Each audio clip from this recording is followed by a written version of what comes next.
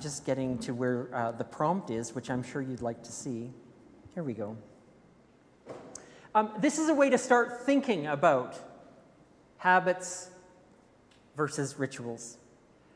What are some routines or habits that you might like to think differently about in your life? You might just call out something about that. And what are some rituals that you do now that bring meaning to your everyday? So what is the how and the why that slows you down and enchants your day or your week? We don't have a long time to think about this. This is just kind of off the top of our heads. And if you'd like to come forward, you could speak into the mic. If you would like me to bring you the mic, I can do that. Just a few kind of people that might share to get our thoughts flowing. We've heard a few already, some gardening, some baking, some cooking, some riding trains. What are some other things? Maybe things you are doing that feel like rituals that bring meaning to your days or your week, or maybe what are some things that you might like to think differently about? I'll put this here, and if anyone waves their hand, I'll come to them.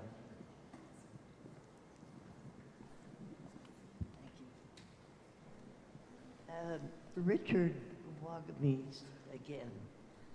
If you don't know who he is or was, he was an Ojibwe elder based in a remote area of Ontario to begin with. Ended up living just south of one of the big cities in BC. And he's a writer. So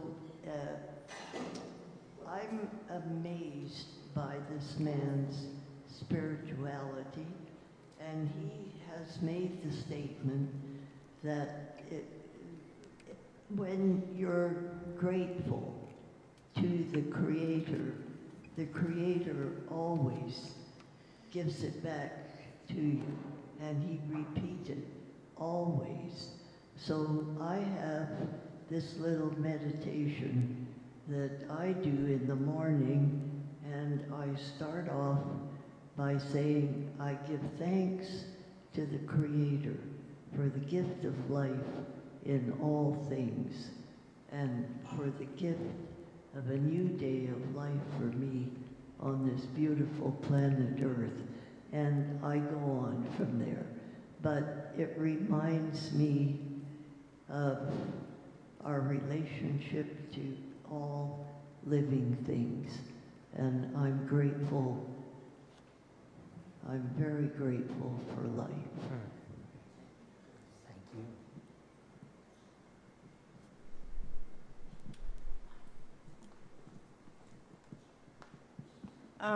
I come from quite a big family, and we kind of scattered. We live in England, Ireland, I don't know, Netherlands, Zambia, South Africa, Canada, US, all over the show. My father was a tennis player, and he said the way that he bonded with his children was to play tennis with us. And a weird kind of habit, or not a habit, ritual, is that every year at the majors, we have a family chat, and we watch the French Open together, we watch the US Open together, Wimbledon, not the Australian, I don't know why. But, and it's an amazing way to sort of get together again, just be with each other and remember my father.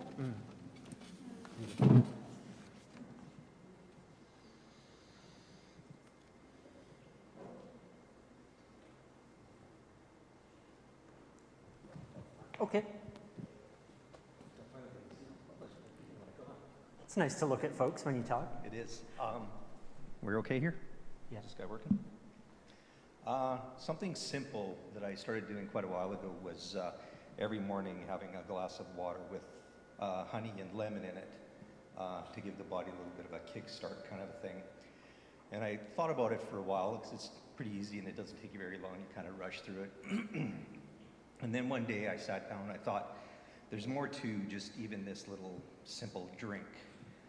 And what I would do is I would prepare the drink, and then I would sit with it, and I would bless it with my gratitude and my love. And I would think of the lemon trees, and I would see the sun shining down on the lemon trees and watching the lemons grow. And I would think about the honeybees scuttering around and pollinating all the plants and flowers, and coming to visit my yard. I have a lot of clover and stuff in my yard, which I purposely keep, even though my neighbors kind of give me the side eye because my yard isn't nice and green and clean and all this other stuff.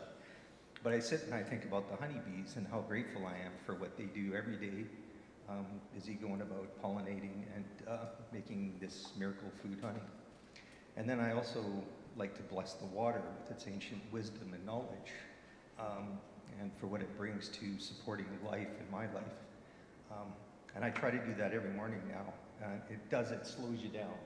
It goes from like a 2-minute squeeze, and you're done, to 5 or 6 minutes of really thinking about other things that matter.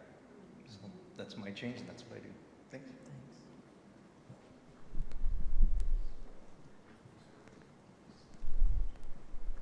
Claire? My ritual is at least once during every day, I have to commune with nature. And I do that by sitting on our back porch and savoring all the rich colors in the garden that Joyce so carefully tends, or else sitting on the balcony at night and watching the clouds and the sun going down. But it's communing with nature and just remembering that I'm part of this amazing world and it's part of me. Oh, there's one at the back. I'm coming to you. Thanks, Aaron. I drive my kids to school every day, and I find that that's the best time to get to know them and ask them questions. Usually, I don't even ask them questions. I just make some absurd comment like, I was cooking today and I burned the cookies. And they're just like, huh? And then they'll be like, today I played soccer in phys ed. They'll just start making comments on their own. And such a routine task that I have to do every single day with my kids has turned into like this special moment because generally the rest of their lives they're running around and they have their own sort of agenda, whereas we're all stuck in this vehicle for a good amount of time. And at this point we can actually talk and have some of our best conversations.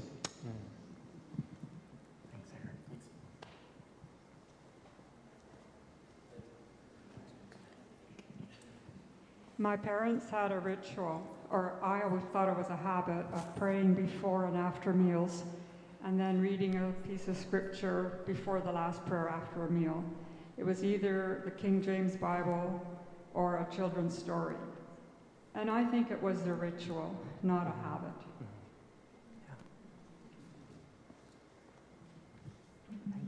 For those of you who don't know me, I'm transgender. I was assigned female at birth, and 6.5 years ago, I started testosterone. And as you can tell by my mustache, it's doing great. Woo! So 6.5 years ago, I started testosterone, and when I did, I could not do my T-shots on my own, so I get an injection once a week.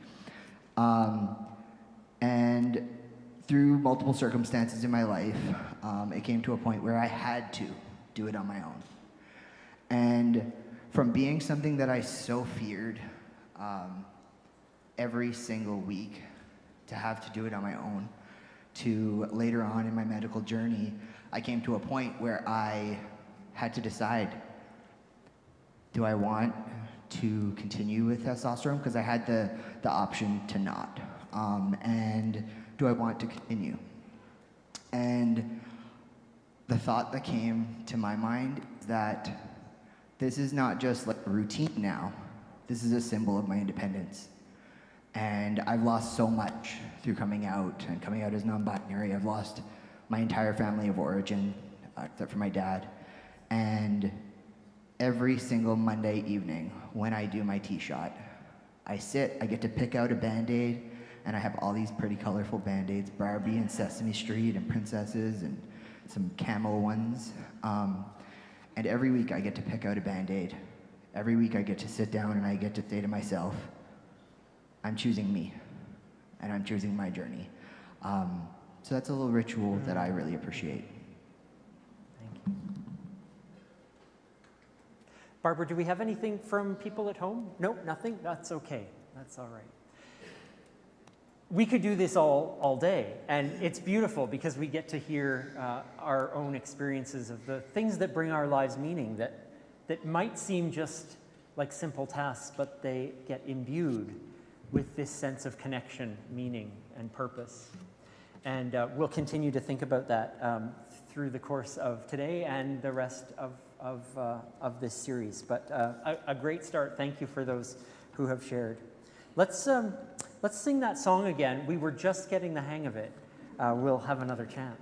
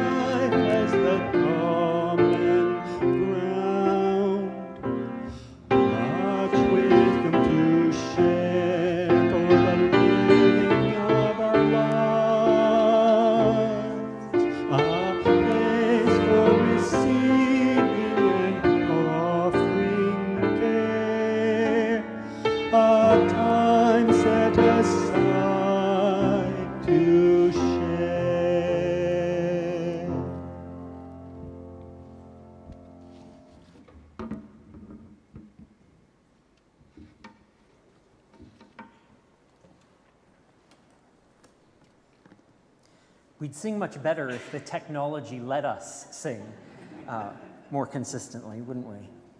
Oh my gosh. This is a chance for a few announcements, a few ways to connect with the SSUC community in all the ways that we are being who we need to be. And I just have a few, and then if you have anything, you're welcome to come forward and share those. Camp Hero Quest is happening in a very short amount of time, starting on August the 11th. That's not this coming week, but the week right after. And it's not too late to register your smaller ones for this camp, if you'd like. We've got good registration so far, but if you know someone age 5 to 11-ish, everything is always ish, and they would like to kind of learn about and explore the ideas about how to become heroes in their everyday lives with their friends, at their school, with their families, by living their values.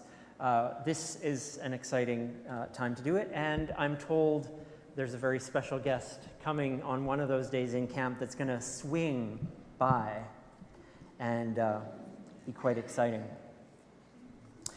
There's another camp, of course, going on, and that is happening the week after the weekend after that, August 22nd to 24th. Camp Dragonfly is our camp for trans and gender creative kids, again, age 6 to 13-ish, and that camp is always just in need of support.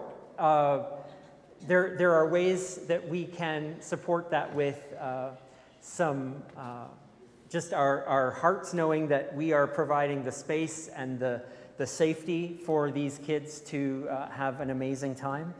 And we can support camp with donations. We can also support camp in other kind of tangible ways with some donations of some food items, which I don't have with me at the moment, but I will find those for us so that we can best know the ways we can support Dragonfly. Other things that need to be shared this morning? There's lots coming up in September, but it's still the beginning of August. There's lots of time to talk about September, so we'll leave that for another day. Trudy?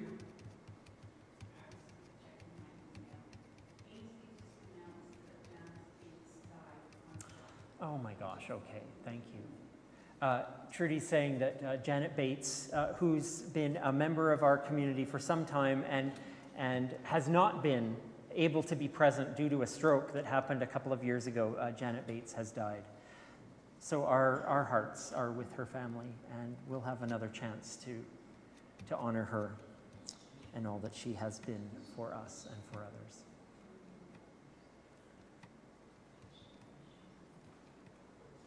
If there is nothing else, then we are going to turn to a little bit more from Michael Norton. Thank you, Barbara, for bringing another bit of our wisdom reading to us.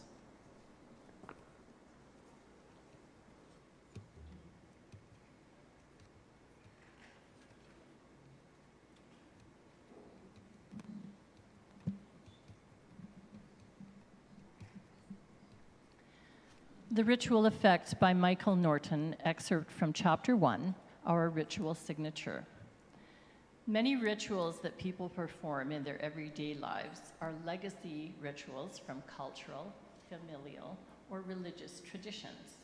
These have the weight of ancestry or religion behind them.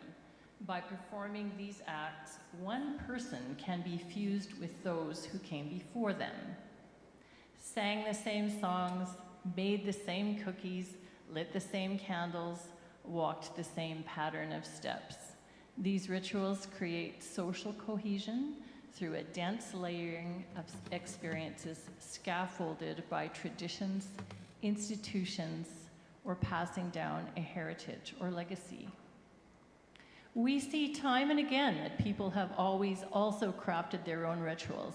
The same way my wife and I improvised my daughter's rigorous bedtime ritual as we went along, we all create idiosyncratic and novel practices as DIY rituals. A few examples from those we asked. When we kiss, we do it in threes. Not sure why, but after 22 years, it feels really weird if it's not in threes. I washed a loved one's car once a week, just as they had done while alive. Before I perform, I take several deep breaths and I shake my body to remove any negative energy. When showering after my day of work as a nurse, I imagine the entire hospital turning into liquid and circling down the drain. These rituals are personal. Creating them inspires a sense of ownership of having imbued them with and used them to express a sense of self that is unique. Our specific ways of doing things, even the smallest, most mundane things, our how, is what we've termed our ritual signature. I might have a habit of going for a run every day, but my shoe tying rituals make me embrace my identity as a runner. My partner and I might have a habit of eating dinner at the same time, but using a set of plates we made together in a pottery class makes us a couple. My parents and siblings might have a habit of celebrating Christmas together, but the ritual of Johnny Mathis on the record player is what makes us a family. These are all part of the why of life, telling us who we are and creating meaning of our days. This is insight from a contemporary author and researcher. May we find wisdom for our living.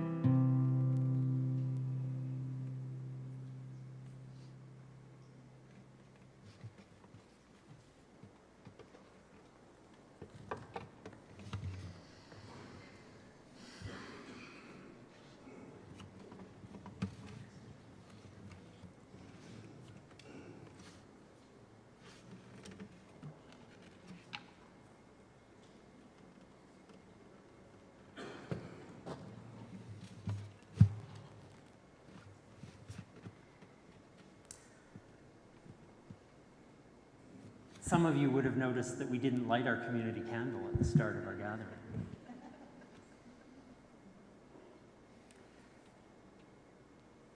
Rituals are so important that when they don't happen the way we think that they're going to happen, we miss them. We think, what happened?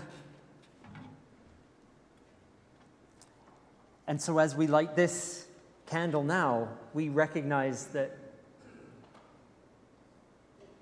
some of the things that we do together, some of the things we do alone, they make our life, they make our experience what it needs to be.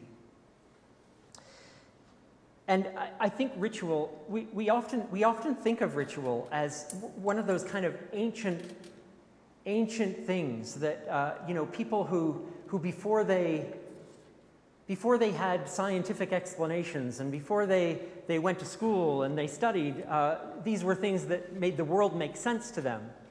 They're things from a bygone time.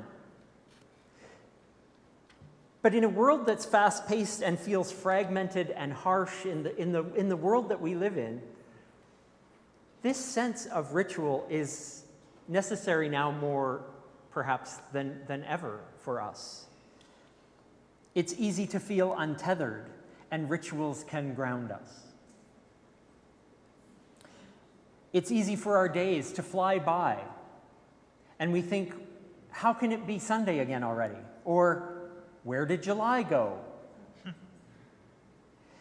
And the reason we ask those questions, in part, is because we have allowed them to fly by. We have allowed our days and our lives to tick by unmarked, unnoticed. We don't want to drift through our life that way. I don't think any of us would say we do. Rituals are one of the ways that we can start bringing meaning to our days, to our weeks, to our life experience, such that we are bringing time, slowness, awareness, so that a day won't pass where we don't recognize that this day has happened.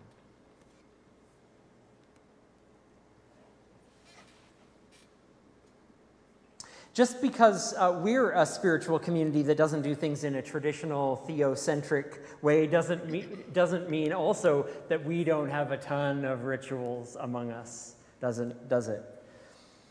We've made rituals our own that we've constructed to be meaningful to us as a community. We just demonstrated one of them, but there are so many. The Spiritual Gatherings team recently, at one of their meetings, made a list as an exercise of how many rituals we participate in as an SSUC community. And then that allowed us to ask, where are there gaps? Where are there places we need to recognize?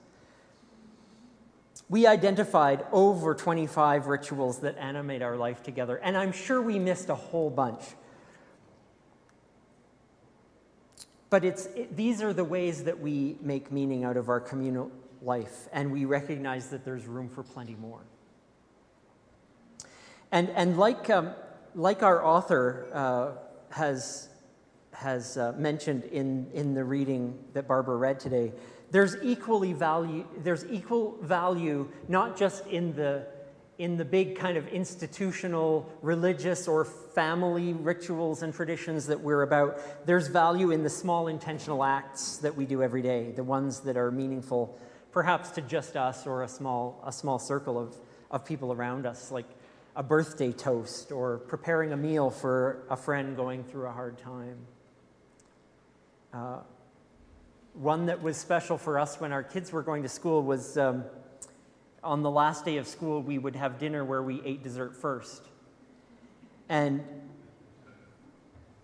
it seems silly, but it was a way to mark that last day of school. Another year has gone by. We celebrate in this silly, crazy way where we go to a restaurant and we say, yeah, we're going to order dinner, but we'll start with ice cream. An evening bath, a morning walk, whatever it is. Actions that give weight to fleeting moments. And why shouldn't these everyday fleeting moments have recognition, have rhythm and reflection to bring more meaning and mindfulness? Because that is what we've talked about in living a spiritual life what we want. We want mindfulness, meaning. Listen to these ancient words that echo across the millennia. This is a restated version of Ecclesiastes chapter 3. For everything there's a season, a time for every activity in a full and well-lived life, a time for birthing and a time for dying, a time for planting and a time for harvesting, a time for breaking and a time for healing, a time for weeping and a time for rejoicing, a time for mourning and a time for dancing, a time for scattering stones and a time for gathering them in, a time for embracing and a time for standing apart, a time for rending and a time for mending, a time for keeping silent and a time for speaking up, a time for loving and a time for letting go, a time for discord and a time for peace.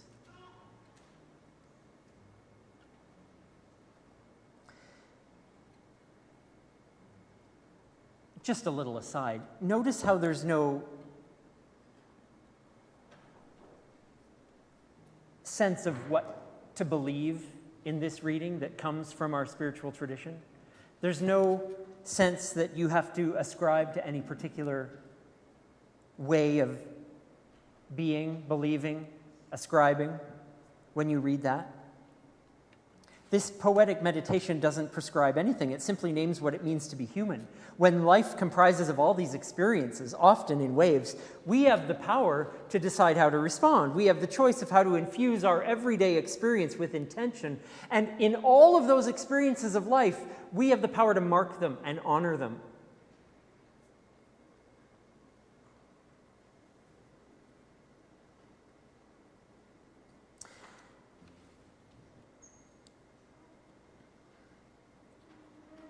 We're going to talk a little bit more in future weeks about how Michael Norton talks about ritual being an avenue for connecting us with our emotions, for our entire emotional range, which is bigger than most of us recognize, but that ritual can help us tap into emotions that just routines and habits do not.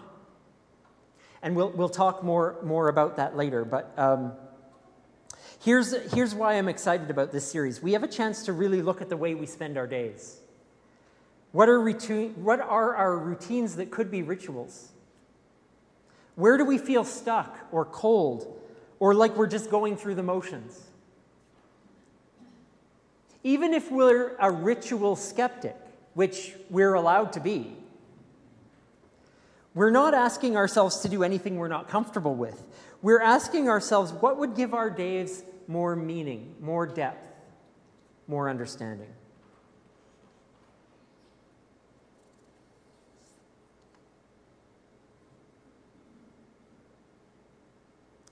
So that's the invitation before us today and through the next couple of weeks. We're going to get a sense of the different areas of our lives where we could use a little ritual DIY, a little do-it-yourself ritual building.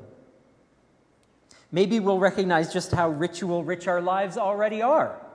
Maybe we'll be inspired to design some rituals, solo or communally, that we can be emotionally invested in, enhancing and animating our daily experience of living. So perhaps then, for homework, and I'm in on this with you, perhaps for homework, we might be able to ponder some questions. What is something that you care about, that is important to you, that you'd like to emphasize with ritual? What activity, transition deserves to be marked, remembered, enhanced with meaning? And again, I send us back to what I mentioned a moment ago. Sometimes it's those places where we just feel stuck or like we're going through the motions. Where are those things? And identifying them first is the biggest step. Where are those places that we would care to enliven? And then thanks to our author, Michael Norton in that book, he has suggested a couple of ways that we might do that as we start this process with one another. So yes, we're pondering those questions, but we're going to do that also by doing these things that he suggests. Consider something you already do that can be seen with new eyes. Notice what happens if you infuse intention into that action. And all that really means, to infuse intention into the action, is do it while thinking that you're doing it. Don't just tie your shoelaces, but tie your shoelaces while thinking, I'm tying my shoelaces. That's intention. It's not complicated. It's just bringing your mind to it. Adding a small flourish, he says, a moment of mindfulness or a symbolic gesture can elevate a routine into a ritual. Focus on the how and the why and not just the what. Consider what emotions these actions call upon. Do I feel a certain way? Do they make me sad? Do they bring grief about in me? Do they activate a sense of joy or connection I have with someone or something? And then he says, don't aim for perfection, he was talking to me. Aim for presence. Don't aim for perfection, aim for presence. Make your DIY ritual as spontaneous or structured as you want. Adding a small flourish, a moment of mindfulness, or a symbolic gesture can elevate a routine into a ritual. Let your ritual honor who you are, letting it bear your own ritual signature. This is what we heard Barbara speak in this reading, that perhaps our rituals will speak a little bit about what's important to us. And slow down and savor the moment. So maybe we'll add even just one moment this week. It doesn't have to be complicated. It could just be a little fleeting moment that gets a bit of recognition. It's not to escape, but it's to anchor us. And this is the spiritual journey. To bring meaning, but also to feel grounded, to anchor us, that there are scenic rest stops along this journey we're taking. It's not great to just speed by the scenic stops. We want to stop and look around. And some of these questions and some of this stuff that we might do this week might just help us to take a little stop along life's days and bring some meaning. So as we continue on this journey into ritual and through our month of August, I can't wait to hear the stories that we'll share in the week ahead. So may it be so for us in whatever way this happens and in whatever way we engage our lives in new and meaningful ways. May it be so. Should we sing? Here's a song. I've been told it's the weirdest title I've ever named one of my songs. So that's good. That's great. Weird titles and all. Let's sing.